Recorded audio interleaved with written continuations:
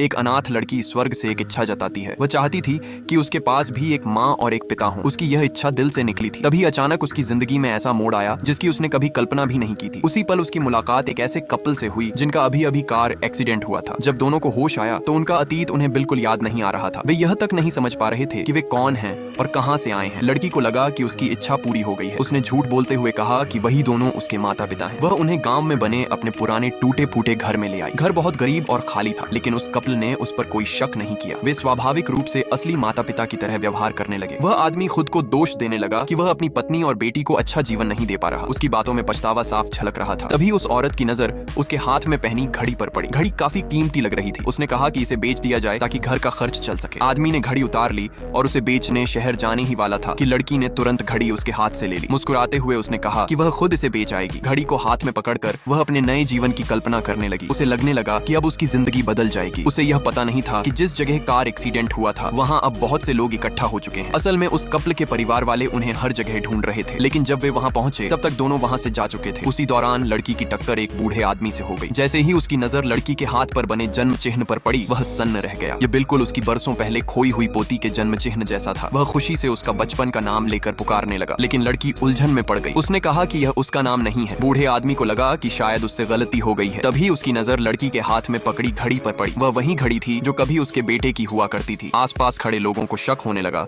कि लड़की ने घड़ी चुराई है। डर के मारे वह वहां से भाग गई। उसे यह एहसास तक नहीं था कि वही कपल उसके असली माता पिता थे और किस्मत उसे उन्हीं से मिलाने के लिए यह खेल रच चुकी थी।